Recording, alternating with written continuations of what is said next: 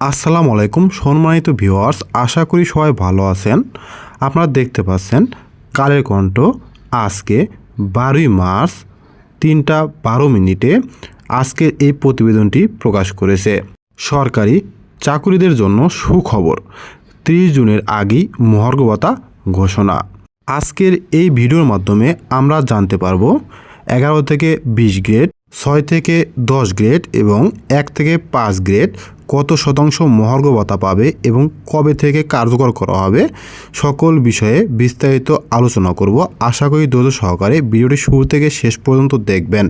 আগামী 30 জুনের আগেই সরকারি কর্মচারীদের জন্য মহার্ঘ ভাতা ঘোষণা করা হবে বলে জানিয়েছেন জনপ্রশাসন মন্ত্রণালয়ের সিনিয়র সচিব ডক্টর মোখলেছুর রহমান।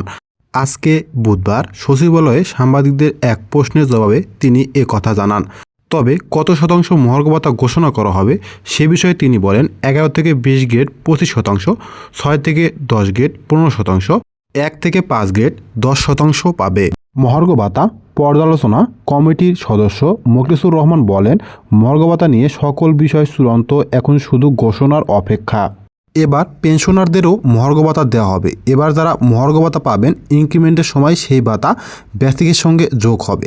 আরেক প্রশ্নের জবাবে তিনি বলেন, আমি আগেও বলেছি, আবারও বলছি, 30 জুনের মধ্যে মহার্ঘ ভাতা দেওয়া হবে। সে পর্যন্ত সবাইকে অপেক্ষা করতে হবে।